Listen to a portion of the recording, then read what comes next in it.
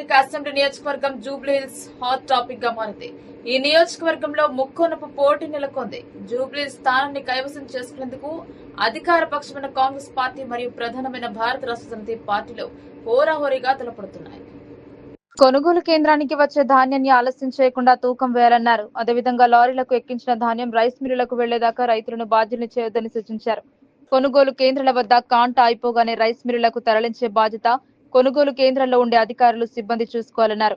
రాష్ట్రంలో ధాన్యం సేకరణ, ఏర్పాట్లు, ఇతర సదుపాయాలపై పౌర సరఫరాల శాఖ అధికారి ప్రొక్యూర్మెంట్ జిఎం నాగేశ్వరరావుతో రైతు కమిషన్ చైర్మన్ కోదండరెడ్డి, సభ్యులు కేవీఎన్ రెడ్డి అడిగి తెలుసుకున్నారు.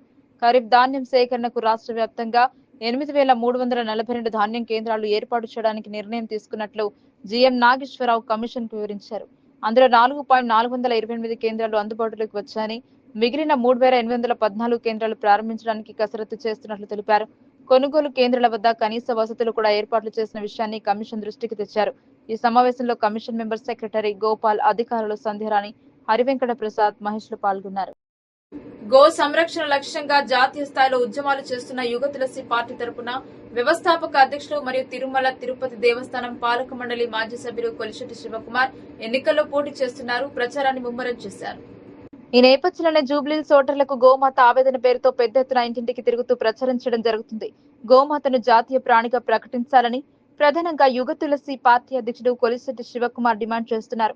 గోవధను ఆపాలని, కుళ్లు పట్టిన రాజకీయ వ్యవస్థను ప్రక్షాళన చేయాలని, భారత రాజ్యాంగంలో నిర్దేశించిన విధంగా గోమాత దేవత సంరక్షణకు అనేక చర్యలు తీసుకోవాలని యుగ తులసి పార్టీ ఇంటింటికి తిరుగుతూ ప్రచారించడం జరుగుతోంది. మొంత తుఫాన్ ప్రభావం దృష్ట్యా అవసరమైన ముందస్తు చర్యలను సమీక్షిస్తూ రాజమహేంద్రవరం కలెక్టరేట్ కార్యాలయంలో జిల్లా అధికారులతో సమీక్షా సమావేశం నిర్వహించిన రాష్ట్ర పర్యాటక, సాంస్కృతిక మరియు సినిమాటోగ్రఫీ మంత్రి కందుల దుర్గేష్. ఈ సమావేశంలో జిల్లా ప్రత్యేక అధికారి కె కన్నబాబు, జిల్లా కలెక్టర్ కీర్తి చేకూరి, జిల్లా ఎస్పీడీ నరసింహకిషోర్ మరియు వివిధ శాఖల ఉన్నత అధికారులు పాల్గొన్నారు. తుఫాన్ ప్రభావిత ప్రాంతాల్లో ప్రజల భద్రతను ప్రథమ ప్రాధాన్యంగా తీసుకుని తగిన సహాయక చర్యలు చేపట్టాలని, తాగునీటి సరఫరా, విద్యుత్ రవాణా, వైద్య సేవలు వంటి అత్యవసర సేవలకు ఎటువంటి అంతరాయం కలగకుండా సమన్వయంతో పనిచేయాలని మంత్రి అధికారులకు సూచించారు. ప్రజల ప్రాణాలను, ఆస్తులను రక్షించడం ప్రభుత్వ ప్రధాన బాధ్యత. ప్రతి శాఖ సకాలంలో స్పందించి ప్రజలకు అండగా నిలవాలని మంత్రి తెలియజేశారు. రాష్ట్రంలో ఉప ఎన్నిక జరుగుతున్న ఏకైక అసెంబ్లీ నియోజకవర్గం జూబ్లీహిల్స్ హాట్ టాపిక్ గా మారింది. ఈ నియోజకవర్గంలో ముక్కోనపు పోటీ నెలకొంది. జూబ్లీహిల్స్ స్థానాన్ని కైవసం చేసుకునేందుకు అధికార పక్షమైన కాంగ్రెస్ పార్టీ మరియు ప్రధానమైన భారత రాష్ట్ర సమితి పార్టీలు హోరాహోరీగా తలపడుతున్నాయి. జూబ్లీహిల్స్ స్థానాన్ని కైవసం చేసుకునేందుకు అధికార పక్షమైన కాంగ్రెస్ పార్టీ మరియు ప్రధానమైన భారత రాష్ట్ర సమితి పార్టీలు హోరాహోరీగా తలపడుతున్నాయి. అయితే విజయంపై మాత్రం అధికార పక్షమైన కాంగ్రెస్ పార్టీ మాత్రం సంపూర్ణ ధీమాతో ఉంది. ఉప ఎన్నిక జరుగుతున్న జూబ్లీహిల్స్ లో కాంగ్రెస్ పార్టీ తిరుగులేని విజయాన్ని సాధిస్తుందని రాష్ట్ర కాంగ్రెస్ కమిటీ ఓబీసీసీల యాక్టింగ్ చైర్మన్ అయిన తూము వినయ్ కుమార్ ధీమా వ్యక్తం చేశారు. విపక్షాల కుట్రలను ఛేదిస్తూ భారీ విజయాన్ని అందుకునేందుకు తమ అభ్యర్థి వి నవీన్ కుమార్ యాదవ్ రెడీగా ఉన్నారని ఆయన స్పష్టం చేశారు. అసలు నవీన్ కుమార్ ను కాంగ్రెస్ తరపున ఎందుకు గెలిపించాలి అనే అంశంపై ఆయన ఓటర్లకు వివరిస్తున్నారు. ఆయనపై ఎలాంటి రౌడీ ముద్ర లేదని, చిన్న చిన్న కేసులు ఏవైనా నమోదు అయ్యాయి అంటే అవి రాజకీయపరమైన కక్ష సాధింపు కేసులే అని ఆయన స్పష్టం చేశారు. ఈ నియోజకవర్గానికి బీసీ అభ్యర్థికి టికెట్ ఇవ్వడం అనేది ఒక కాంగ్రెస్ పార్టీకే సాధ్యమైందని ఆయన తెలిపారు. నవీన్ కుమార్ కుటుంబం తమ కుటుంబానికి మిత్రులని, వారు చిత్తశుద్ధితో కూడిన ప్రజాసేవ చేస్తారు అనడానికి ఎన్నో ఉదాహరణలు ఉన్నాయని తెలిపారు. ఈసారి కాంగ్రెస్ గాలి బలంగా వీస్తుందని, కాంగ్రెస్ గెలుస్తుంది అనడంలో ఎలాంటి సందేహం కూడా లేదని ఆయన స్పష్టం చేశారు. అసలు 10 ఏళ్ల పాలనలో బీఆర్ఎస్ ప్రభుత్వం ఏం పనులు చేశారో చెప్పాలంటూ వినయ్ కుమార్ నిలదీశారు. నవీన్ కుమార్ రాజకీయంగా ఎదగకూడదని కుటుంబాన్ని టార్గెట్ చేస్తూ ప్రతిపక్ష పార్టీ దిగజారుడుతనానికి పాల్పడుతుందని ఆరోపించారు. బీసీలకు టికెట్ ఇచ్చినందువల్ల గెలిపించుకోవాల్సిన బాధ్యత ఉందని, జూబ్లీహిల్స్ లో గెలిచిన పక్షంలో రాష్ట్రంలోని ఇతర ప్రాంతాల్లో కూడా బీసీల డిమాండ్లను కోరడానికి అవకాశం ఉంటుందని కూడా చెప్పారు. పాత కేసులు తోడి ఇబ్బందులు పెట్టే కుట్రలు బీఆర్ఎస్ చేసే అవకాశం ఉందని ఆయన ఆరోపించారు. ఇప్పుడు మనం తెలంగాణ రాష్ట్రంలోని మేడ్చల్ జిల్లా మూసాపేటలో ఉన్నాము. ఇటీవల కాలంలో గత సాధారణ ఎన్నికల అనంతరం రాజకీయ మార్పులు కూడా సంభవించడం జరిగింది. ఈ నేపథ్యంలో గత ప్రభుత్వం కావచ్చు, నిర్వాహకాలపై కానీ ఇప్పుడు పాలపక్షంలో ఉన్న కాంగ్రెస్ ప్రభుత్వానికి సంబంధించి ముఖ్యంగా రాజకీయ యుద్ధం కూడా జరుగుతున్న నేపథ్యం మనం చూస్తున్నాం. ఈ క్రమంలోనే మరోవైపు జూబ్లీహిల్స్ అసెంబ్లీ నియోజకవర్గానికి కూడా ఉప ఎన్నిక జరుగుతుంది. ఈ నేపథ్యంలో ఇక్కడ మనకు తెలంగాణ రాష్ట్ర Congress committee OBC cell acting chairman అయిన తూము వినయ్ కుమార్ గారు మనతో ఉన్నారు. వినయ్ కుమార్ గారు చెప్పండి, ఇప్పుడు కాంగ్రెస్ సిచ్యువేషన్ ఎలా ఉంది, ముఖ్యంగా బైపు? అందరికీ నమస్కారం అండి. గట్టి అందరికీ నమస్కారం అండి. కాంగ్రెస్ ఈసారి జూబ్లీహిల్స్ టికెట్ సీటు కంపల్సరీ కూడా గెలిచే అవకాశాలు మాకు చాలా ఉన్నాయని అనిపిస్తుంది. ముఖ్యంగా ఒక బీసీ నాయకునికి, ఒక బీసీ బిడ్డకి ఇచ్చినందుకు మేమందరం కూడా చాలా సంతోషంగా భావిస్తున్నాం. అదే కాకుండా వ్యక్తిగతంగా కూడా నవీన్ అనే వ్యక్తి 2 సార్లు తాను ఎలక్షన్లో ఓడిపోయినప్పటికీ కూడా ప్రజల్లో ఉండి ప్రజల్లో ఉన్న ప్రతి ఇష్యూలను సాల్వ్ చేసుకుంటూ అంచెలంచెలుగా ఒక మంచి లీడర్గా ఎదిగినందుకు, దాంతోపాటు మా ప్రియతమ నాయకుడు రేవంత్ రెడ్డి గారు అది గుర్తించి నవీన్కి సీట్ ఇవ్వడంతో అది నిజంగా చాలా ఆనందంతో పాటు నవీన్ని కూడా మేము మంచి మెజారిటీతో గెలిపించుకున్నామనే భావనతో ఉన్నామండి. అంటే ఇప్పుడు బీసీకి టికెట్ ఇవ్వడం అంటే ఇది పొలిటికల్ ఎత్తుగడ వ్యూహాత్మకం అనవచ్చా, లేకపోతే ఒరిజినల్ సిచ్యువేషన్ బట్టి ఇచ్చారా? ఇది వ్యూహం అనే కంటే కూడా ఇది ఒక ఆపర్చునిటీ అని మేము అనుకుంటున్నామండి. ఎందుకంటే గత 70 ఏళ్ళలో కూడా ఇంతవరకు కూడా ఒక బీసీ ఎమ్మెల్యేగా జూబ్లీహిల్స్లో ఇంతవరకు ఏ వ్యక్తి కూడా గెలవలేదు, అవకాశం రాలేదు. ఇది నిజంగా మా కాంగ్రెస్ పార్టీ దీన్ని గుర్తించి, అంటే బీసీల సంఖ్య కూడా 50 నుంచి 60% పైగా ఉండడం కాన్స్టిట్యున్సీలో, ఇప్పుడు మా నాయకుడైనటువంటి రాహుల్ గాంధీ గారు కూడా యువత ప్రాధాన్యత ఇవ్వాలని, దాంతోపాటు బీసీలని కులగణన చేయాలి, బీసీలు నిజంగా ఎక్కువ ఉంటే ఆ కాన్స్టిట్యున్సీలో బీసీలకు అవకాశం ఇవ్వాలని కాంగ్రెస్ పార్టీ ఎప్పటి నుంచో అంటుంది. కాబట్టి ఆ పరంగా చూస్తే కూడా నవీన్కి ఆపర్చునిటీ ఇచ్చిరని మా భావన. అంటే ఇప్పుడు మీరు నవీన్ కుమార్ మీకున్న అనుబంధం? వ్యక్తిగతంగా నేను నవీన్కి నిజంగా ఒక మంచి అభిమాని అనుకోవచ్చండి. నాకు అనుబంధం అంటే ఏం లేదు. మా వాళ్ళ ఫాదర్ ఒకప్పుడు మంచి మిత్రులు, కలిసి కూడా పీజేఆర్ హయాంలో మా ఫాదరు చిన్న శ్రీశైలం అన్న గారు వీళ్ళిద్దరు కూడా పనిచేశారు కాబట్టి అట్లా వాళ్ళ మిత్రులు. కానీ నవీన్ ఒక చదువుకున్న వ్యక్తి, ఒక బీటెక్ బ్యాచులర్ ఆఫ్ ఆర్కిటెక్చర్ చేసినటువంటి వ్యక్తి. ఒక చదువుకున్న వ్యక్తికి అవకాశం ఇవ్వడం నిజంగా మాకు అదొక అంటే మంచి ఛాన్స్, ఒక ఆపర్చునిటీ అనుకుంటాం. ఎందుకంటే ఈ మధ్య మనం చూస్తున్నాం రాజకీయాలలో ఈ చదువుకున్న వ్యక్తులకు ఛాన్స్ లేదు, వచ్చినా వాళ్ళు పని చేయరు అన్న ఇది ఒకటైతే నడుస్తుంది. కాబట్టి ఇట్లాంటి తరుణంలో ఒక చదువుకున్న వ్యక్తి అయినటువంటి నవీన్కి ఇవ్వడం, అదేవిధంగా ఆయన లోకల్గా కూడా ఎన్నో పనులు చేయడం, లోకల్లో కూడా ఆయనకు మంచి పేరు ఉండడం, అన్న అంటే కూడా ఎప్పుడు పలకడం, ఇలాంటివి ఒక మంచి క్యారెక్టర్ ఉన్నటువంటి వ్యక్తి నవీన్. కాబట్టి నవీన్కి ఇవ్వడం నిజంగా మాకు అదొకటి మంచి పరిణామం అనిపిస్తుంది. అంటే ఈ ప్రతిపక్షాల వాళ్ళు ప్రత్యేకంగా నవీన్ కుమార్ను రౌడీ ముద్ర అనే బాగా ఫోకస్ చేస్తున్నారు అండి. ఒకటేం చెప్పాలంటే బట్టగాల్చి మీదేయడం అని మేము అనుకుంటున్నాము. ఎందుకంటే మీరు నవీన్కి ఆ క్రిమినల్ రికార్డ్స్ మీరు చెక్ చేస్తే కూడా అదంతా కూడా పొలిటికల్గానే వీళ్ళ ఫ్యామిలీ పైన ఒక అంటే ద్వేషంతో పెట్టినటువంటి క్రిమినల్ కేసెస్ లాగా మాకు అనిపిస్తున్నది.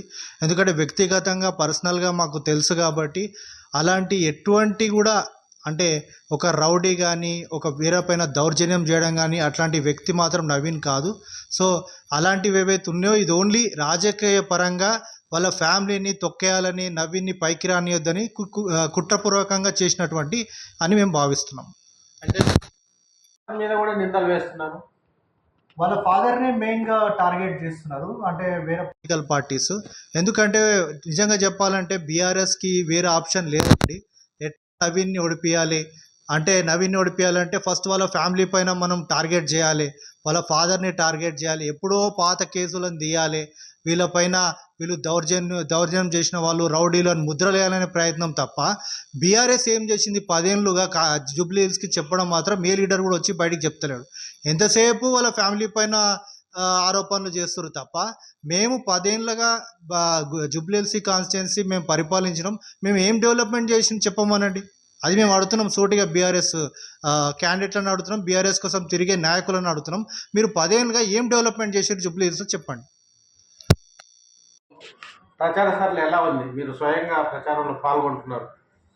నేను అంటే వెళ్తున్నామండి. ఇప్పుడు అందరు కూడా మా కాంగ్రెస్ పార్టీ తరఫు నుంచి కూడా అందరికి కూడా మెయిన్ లీడర్స్ ఎవరైతే ఉన్నారో వాళ్ళందరికీ కూడా ప్రతి జిల్లాల్లో ప్రతి బస్తీలో తిరగాలి, ప్రతి ఇంటింటికి పోవాలి అనేసి ఆదేశాలు అయితే పైనుంచి మాకు వచ్చినాయి. ముఖ్యంగా మా పిసిసి మహేష్ కుమార్ గౌడ్ గారి ఆదేశాల మేరకే అందరూ కూడా మినిస్టర్లు వచ్చేసి అంటే ప్రతి ఒక్కరు కూడా రోజుకు ఒక ఇన్ని బస్తీలు తిరగాలి, ఇన్ని ఇండ్లు తిరగాలి అని ఒక ప్రణాళికాబద్ధంగా అందరం కూడా కాంగ్రెస్ పార్టీ తరఫు నుంచి తిరుగుతూ ఉన్నాం. అంటే ముఖ్యంగా కాంగ్రెస్ గవర్నమెంట్లో జూబ్లీ హిల్స్ బాగా డెవలప్మెంట్ అవుతుంది, 150 కోట్లు రిలీజ్ చేశారన్నారు. అది ఎట్లా ఉంది సిచ్యువేషన్? అంటే ఇప్పుడు అన్నిటికీ ఆల్రెడీ దీని గురించి ఇప్పుడు కాదండి, ఇప్పుడు ఈరోజే మనం చూస్తే కూడా రేవంత్ రెడ్డి గారు 2500 కోట్లు దాదాపు 2700 కోట్లు దాదాపు మున్సిపల్ డెవలప్మెంట్ కోసం ఇచ్చారు, జిహెచ్ఎంసీ కోసం. సో ఇది ఈ స్పెషల్లీ మనము జూబ్లీ హిల్స్ సంబంధించిందే కాకుండా అన్ని ఏదైతే మున్సిపల్ ఏరియాస్ ఉన్నాయో, మున్సిపల్ కాన్స్టిట్యున్సీలో వచ్చే అన్ని ఏరియాస్ కూడా డెవలప్మెంట్ కోసం ఆల్రెడీ రేవంత్ రెడ్డి గారు ఈరోజే పేపర్లో అనౌన్స్మెంట్ కూడా ఇచ్చారు, డెవలప్మెంట్ చేస్తామని.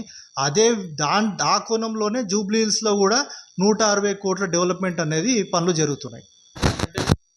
బీసీ క్యాండిడేట్ ఇప్పుడు బీజేపీ బీఆర్ఎస్తో పోలిస్తే బీసీ క్యాండిడేట్ అడ్వాంటేజా? ఇది అడ్వాంటేజ్ అనడం కంటే కూడా మేము అనేది స్టార్టింగ్ నుంచి ఏంటంటే ఇది ఒక గొప్ప అవకాశం అని మేము భావిస్తాం. అడ్వాంటేజ్ కాదు, గొప్ప అవకాశం. ఇంకోటి దీనికి అంటే మనము చూసుకుంటే కూడా 70% బీసీలు ఉన్నప్పుడు బీసీలకు ఎందుకు రావద్దు అనేది కూడా మేము ఎప్పటి నుంచో పోట్లాడుతూనే ఉన్నాం. అది ఈ రోజు నెరవేరిందని మేము అనుకుంటున్నాం. అంటే ముఖ్యంగా యూత్ నుంచి కానీ మహిళల నుంచి కానీ ప్రచార సరళిని బట్టి చూస్తే నవీన్ కుమార్ ఎట్లా ఉంది మద్దతు? 100% నవీన్ ఎంబడి ఉన్నారండి. చాలా కనెక్ట్ అయిపోయారు నవీన్ గారికి. మహిళలు కూడా చాలామంది పెద్ద నుంచి చిన్న వరకు అందరు మహిళలు కూడా నవీన్ అన్న రావాలని చాలా అంటే స్వచ్ఛతంగా మేము వెళ్ళి ప్రతి ఇంటి తిరుగుతున్నాం కాబట్టి ఏ ఇంటికి పోయినా కూడా అందరూ అన్న మాకు ఆ హెల్ప్ చేసిండు, అన్న మాకు ఈ హెల్ప్ చేసిండు, కాలేజీలలో సపోర్ట్ చేసిండు, మాకు ఇబ్బందులు ఉంటే అన్న స్వయంగా ఫోన్ చేసిండు, ఇట్లా చెప్పుకుంటూ వస్తున్నారు. అంటే ఇది ఆ లోకల్లో ఉండే వాళ్ళ ఇబ్బందులు సమస్యలు స్వయంగా నవీన్ సొంతంగా చేసిరు కాబట్టి నవీన్కున్న అభిమానంతో మహిళలు సైతం యూత్ సైతం రోడ్ పైకి వచ్చి కూడా స్వచ్ఛతంగా సపోర్ట్ ఇస్తారని మేము అనుకుంటున్నాం. ముఖ్యంగా టాపిక్గా 2 తెలుగు రాష్ట్రాల్లో అంటే తెలంగాణతో పాటు ముఖ్యంగా బీసీల రోల్ ఎలా ఉండబోతుంది? యాజ్ ఏ బీసీఎల్ యాక్టింగ్ చైర్మన్గా మీరేం చెప్తారు? ఇప్పుడు ఆల్రెడీ బీసీ నుంచి కూడా మేము ఉన్న ఆదేశాలు ఏంటంటే బీసీలందరినీ కూడా మనం జాగృతి చేయాలి. ఎందుకంటే అందరికి ఇప్పుడు బీసీలో మనం ఉన్నాము, ఎంతమంది వాళ్ళందరికీ కూడా ఈసారి మనకు దొరికినటువంటి ఆపర్చునిటీ మనం బీసీలో ఇక్కడ గెలిపించుకుంటే కంపల్సరీ రేపు ఫ్యూచర్లో కూడా చాలామందికి బీసీలకి టికెట్లు రావచ్చు, కార్పొరేట్ ఎలక్షన్లు కావచ్చు, లేదా ఎక్కడన్నా కూడా మొత్తం తెలంగాణ స్టేట్లో కూడా ఎక్కడన్నా కూడా ఏ అవకాశమైనా బీసీలకు వచ్చే అవకాశం ఉంటుంది. ఎందుకంటే ఈసారి బీసీలకి టికెట్ ఇచ్చి బీసీలు గెలిపించుకున్నామంటే మన బీసీలకు ఫ్యూచర్లో చాలా బాగుంటుంది. అందరికి కూడా బీసీలకు అన్ని ఆపర్చునిటీ వచ్చే అవకాశాలు ఉన్నాయి. సో మేము అనుకోవడం ఏంటంటే నిజంగా సంతోషం బీసీలకు వచ్చింది అని, వచ్చిన టికెట్ వచ్చడం కాదు, దీన్ని మనం గెలిపించుకోవాలని అందరినీ మనవి చేస్తున్నాం. జూబ్లీ హిల్స్ నియోజకవర్గ ప్రజలకు బహిరంగంగా ఏమి విజ్ఞప్తి చేయదలుచుకున్నారు? ఉన్న ప్రజలకి నేను ఒకటే కోరుకుంటున్నా ఏంటంటే మొట్టమొదటిగా మీరు అందరూ కూడా ఈ ఓటు అనేది కంపల్సరీ వేయండి. నాకు తెలుసు అది ఒక నార్మల్ డేలో వస్తుంది, అయినప్పటికీ చాలామంది నేను రిక్వెస్ట్ చేశానంటే మీరు అందరూ కూడా ప్రతి ఒక్కరు కూడా మీ ఓటుని వినియోగించుకోవాలి, అదొకటి. ఇంకోటి ఏంటంటే కూడా ఒక చదువుకున్నటువంటి వ్యక్తి, మీలో ఉన్నటువంటి వ్యక్తి అంటే మీ కుటుంబ సభ్యులైనటువంటి వ్యక్తి నవీన్ యాదవ్ గారు, అలాంటి వారికి అంటే సమస్యలు తెలిసినటువంటి వ్యక్తి, ఎన్నో ఏళ్ళుగా మీకోసం పోరాడుతున్నటువంటి వ్యక్తి, అలాంటి వ్యక్తికి మీరు ఓట్ వేయాలని కోరుకుంటున్నాం. ఈ టీఆర్ఎస్ కావచ్చు, బీఆర్ఎస్ కావచ్చు, లేదా బీజేపీ కావచ్చు, ఈ పార్టీలు వీళ్ళు ఏంటంటే అవతల వాళ్ళని ఏదో విధంగా కించపరచడం లేదా వాళ్ళని డౌన్ఫాల్ చేయడం, డిఫేమ్ చేయడం పనిలో పెట్టుకున్నారు. మీకు తెలుసు, ఎవరైనా అసలైన క్యాండిడేట్ మీకోసం వచ్చి పనిచేసే వ్యక్తి మీకు తెలుసు. కాబట్టి ఖచ్చితంగా ఈసారి నవీన్ యాదవ్ గారిని గెలిపియండి, కాంగ్రెస్ని గెలిపియండి. మీకున్నే సమస్యలు కూడా కాంగ్రెస్ నవీన్ యాదవ్ గారు దగ్గరుండి అన్ని కూడా మీ సమస్యలని తీర్చే విధంగా పనిచేస్తారని మేము హాస్పిటల్లో అది నవీన్ యాదవ్ మీద వ్యక్తిత్వం మీద ఒక ఫోకస్ అనేది ఉంది. అది ఎట్లా దాన్ని మీరు వ్యక్తిగతంగా మీరు ఎట్లా విశ్లేషిస్తారు? ఇప్పుడు న్యూట్రల్ ఓటర్స్ అంటే చాలామంది కూడా ఇంతకుముందు కన్ఫ్యూజన్ స్టేట్లో ఉండేవాళ్ళు. ఎందుకంటే ఇంతకుముందు మాగంటి వారికి కూడా కొంతమంది వాళ్ళ సపోర్టర్స్ కావచ్చు, వీళ్ళందరూ కూడా ఉండేవాళ్ళు. కానీ ఇప్పుడు వాళ్ళకి ఏమనిపిస్తుంది అంటే ఒక బలమైన నాయకత్వము అన్నది చాలా ఇంపార్టెంటు. ఎందుకంటే ప్రజెంట్ ఉన్న సిచ్యువేషన్లో కాంగ్రెస్ పార్టీ ప్రభుత్వంలో ఉంది. మనకి కావాల్సిన ఏదైనా పనులు కావాలంటే కూడా కాంగ్రెస్ పార్టీ చేయగలుగుతుంది. ఇంకోటి మన లోకల్లో ఉన్నటువంటి వ్యక్తి కూడా కాబట్టి న్యూట్రల్ ఓటర్స్ కూడా ఈసారి అందరూ కూడా కాంగ్రెస్ వైపు మొగ్గు చూపుతున్నారని మాకు అనిపిస్తుంది. ఇంకా ఈ ప్రచార సరళి ఇంకో మరో 10 రోజుల్లో ఏ విధంగా ఉండబోతుంది? ప్రముఖులు కానీ ఏఐసిసి కానీ టీమ్స్ వచ్చే అవకాశం ఉందా? వచ్చినటువంటి మాకున్న ఇన్ఫర్మేషన్ ఏంటంటే రేవంత్ రెడ్డి గారు ఆల్రెడీ కొన్ని ప్లేసెస్లో వాళ్ళు వచ్చి అంటే ఫస్ట్ నుంచి తిరిగే అవకాశం ఎక్కువ ఉన్నది. మా సీఎం గారు తిరుగుతారు, తిరిగేసి ఆయన ప్రచారం చేస్తారు. ఆల్రెడీ కొంతమంది మినిస్టర్లు డే బై డే తిరగడం జరుగుతుంది. అంటే కొన్ని ఏరియాస్లో వాళ్ళు తిరుగుతున్నారు. ఇదే కాకుండా ఏఐసిసి నుంచి కూడా వచ్చే అవకాశం ఉంది. ఏఐసిసి వాళ్ళు కూడా వచ్చే అవకాశం ఉంది. మొత్తము అని తిరిగి వాళ్ళు కూడా అనుకుంటున్నారు ఏంటంటే ఈసారి ఈ బై ఎలక్షన్లో కాంగ్రెస్ కంపల్సరీ గెలవాలి. సో దీనికోసం అందరం కూడా అంటే చిన్న పెద్ద లీడర్స్ కాదండి, అందరు కార్యకర్తలు కూడా స్వచ్ఛతంగా కొంతమంది పిలిచినా పిలవకుండా వచ్చి నవీన్ యాదవ్ గారి కోసము తిరుగుతున్నారు, వారి కోసం కష్టపడుతున్నారు. ఏదో విధంగా ఈసారి బై ఎలక్షన్లో 100% కాంగ్రెస్ గెలవాలని మా అందరికి ఆకాంక్ష. 42% బీసీ రిజర్వేషన్ ఎఫెక్ట్ ఉంటుందా? ఈ ఎలక్షన్లో 42% గురించి అంటే అది కాదేమో అనిపిస్తుంది. ఎందుకంటే ఇది బై ఎలక్షన్ కాబట్టి ఇది ఓన్లీ ఇండివిజువల్ పైన బాగా ఫోకస్ ఉన్నది. ఇంకోటి చాలా మటుకు అక్కడ ఉండే డెవలప్మెంట్ ఎవరు బాగా చేసిర్రు అంటే వాళ్ళ సమస్యలు తీర్చే వాటిపైనే ఫోకస్ ఉంటుందని మా అభిప్రాయం.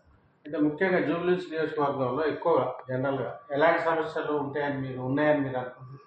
అంటే జూబ్లీహిల్స్ నా పరంగా అయితే రెండుగా డివైడ్ అయిపోయింది. ఒకటేమో చాలా రిచ్ పీపుల్ ఉన్నారు, ఇంకోటి చాలా పేదవాళ్ళు ఉన్నారు.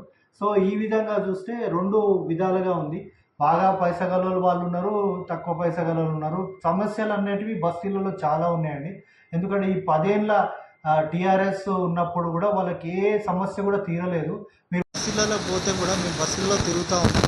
బస్తీలలో వాళ్ళు కూడా అంటున్నారు మా చిన్న చిన్న సమస్యలే వాళ్ళు చెప్తున్నారు. రోడ్లు బాగాలేవంటున్నారు, లైట్లు బాగాలేవంటున్నారు, మోరీల ప్రాబ్లం ఉన్నారు అంటారు.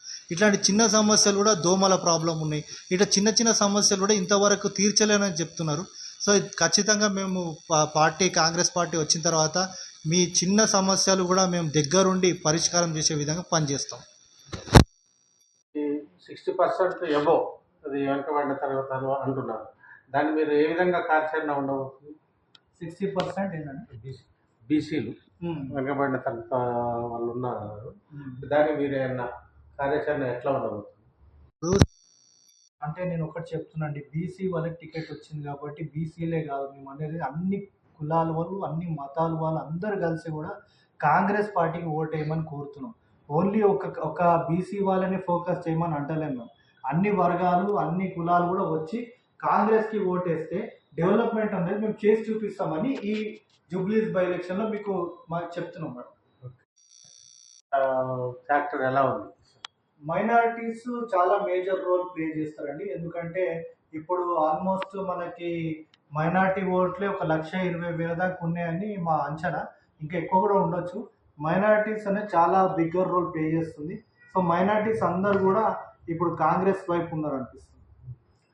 చివరగా ముఖ్యంగా కాంగ్రెస్ ఫోల్డ్లో ఒక 25,000 పైన ఒక దొంగ ఓట్లు ఉన్నాయని అంటారు. మీరు నవీన్ కుమార్ యాదవ్ తరఫున ఏం చెప్పండి? అండ్ అసలు ఈ క్వశ్చన్ టీఆర్ఎస్ వాళ్ళని అడిగితే బాగుంటుందండి. ఎందుకంటే వాళ్ళే 3 సార్లు నుంచి గెలుస్తూ వచ్చారు. ఈ దొంగ ఓట్లు అనేవి వాళ్ళ చేతిలోనే ఉండొచ్చేమో. ఎందుకంటే స్వచ్ఛతంగా ఇప్పటి వరకు మన నవీన్ యాదవ్ 2 times పోటీ చేసినప్పటికీ ఆయన గెలవలేకపోయాడు. కానీ ఆయనకి అభిమానులు మాత్రం ఒక 30,000-40,000 ఆయన సెల్ఫ్ ఓటింగ్ ఉంది. అంటే ఆయన అభిమానుల ఓటింగ్ ఆయనకు సెల్ఫ్ ఉంది. కానీ ఈ దొంగ ఓట్లు అన్నది మాకు తెలిసి కాంగ్రెస్ ఎప్పుడు చేయలేదు, చేయదు కూడా. ఎందుకంటే మేమే ఓట్ చోరీ అని పెద్ద నినాదం చేస్తున్నాం నేషనల్ లెవెల్లో. రాహుల్ గాంధీ దానిపైన చాలా ఫోకస్ చేసి మీకు అందరికీ తెలుసు అది ఓట్ చోరీ ఎక్కడి నుంచి జరిగిందని. So compulsory Congress is against vote చోరీ అండ్ ఈ దొంగ ఓట్ల వ్యవహారంలో కూడా కాంగ్రెస్ చాలా కఠినంగా ముందు ముందు కూడా వ్యవహరిస్తుంది. అంటే ఇంకా ఫ్యూచర్లో దీని మీద మీరు ఇచ్చే హామీలు అంటే నెరవేరే అవకాశం ఉందా? 100% మేము ఇచ్చే హామీలు నెరవేరుతాయి, నెరవేరే విధంగా. ఎందుకంటే రేవంత్ రెడ్డి గారు ప్రత్యేకంగా జూబ్లీ హిల్స్ పైన ఫోకస్ పెట్టారు. ఎట్లన్నా సరే ఈసారి మనం జూబ్లీ హిల్స్ ప్రజలకు ఇచ్చిన హామీలు కావచ్చు, జూబ్లీ హిల్స్ డెవలప్మెంట్లో కావచ్చు, ఎక్కడ కూడా 1% కూడా మనం తక్కువ చేయొద్దు. కంపల్సరీ అన్నీ కూడా తన దగ్గర నుండి చూసుకునే విధంగా డెవలప్మెంట్ అనేది జరుగుతుందండి జూబ్లీ. అంటే గోపీనాథ్ ఎమ్మెల్యే చనిపోయిన తర్వాత సానుభూతి ఏమన్నా ఉందనుకోవచ్చా? అంటే సానుభూతి ఉంటుందండి ఖచ్చితంగా. ఎందుకంటే గోపీనాథ్ గారు అనుకోకుండా చనిపోవడం జరిగింది. వాళ్ళ ఫ్యామిలీ వాళ్ళు కూడా వాళ్ళపైన ఉంటుంది సానుభూతి. కానీ అంతకంటే ఎక్కువ సానుభూతి నవీన్ గారికి ఎందుకు ఉంటుందంటే ఆయన 2 సార్లు కూడా ఎమ్మెల్యేగా ట్రై చేసి ఓడిపోయినటువంటి వ్యక్తి. అంటే చాలా కష్టపడినా కూడా ఎమ్మెల్యే కాలేకపోయాడు, బాగా తిరిగినా కూడా ఎమ్మెల్యే కాలేకపోయినా అన్న బాధ కూడా ఉంది. పబ్లిక్ కూడా ఏంటంటే అరే ఈసారి ఒక ఆపర్చునిటీ ఇచ్చి చూద్దాం, ఒక యువ నాయకుడు వస్తున్నాడు, ఈయన చదువుకున్న నాయకుడు వస్తుండు, ఈయనకు ఒకసారి ఆపర్చునిటీ ఇద్దాం అనేసి అనుకుంటున్నారని మేము. అంటే మనకి చివరిగా జూబ్లీ హిల్స్ ఒక మినీ ఇండియాలా కనిపిస్తుంది మనకి. అది ఏపీ కావచ్చు, Rayalaseema, Telangana, even Delhi, north states కూడా. అట్లా మీరు ఓవరాల్గా కాంగ్రెస్కి ఎట్లా ఉండవచ్చు? అవునండి, జూబ్లీ హిల్స్లో చాలా మటుకు సెటిలర్స్ కూడా చాలామంది ఉన్నారు. చాలా అంటే వివిధ క్యాస్ట్ వాళ్ళు ఉన్నారు.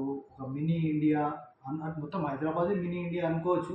దాంట్లో జూబ్లీ హిల్స్లో ఒక పార్ట్. డెఫినెట్గా అందరూ వేరే వేరే కులాలు వేరే వేరే వచ్చినప్పటికీ కూడా ఓవరాల్ ఏంటంటే ఒక మంచి వ్యక్తికి ఒక అభివృద్ధికి పట్టం కడతారని మేము భావిస్తాం. మెజారిటీ ఎక్స్పెక్ట్ చేస్తున్నా అన్న మెజారిటీ గురించి మేము ఇప్పుడు ఏం చెప్పలేము. మా అంచనాలు ఉండొచ్చు, కానీ మేమేమనుకుంటున్నామంటే ప్రజలు మా సైడ్ ఉండి వాళ్ళు ఎలా గెలిపించినారని మేము స్వీకరిస్తాం. ధన్యవాదాలు.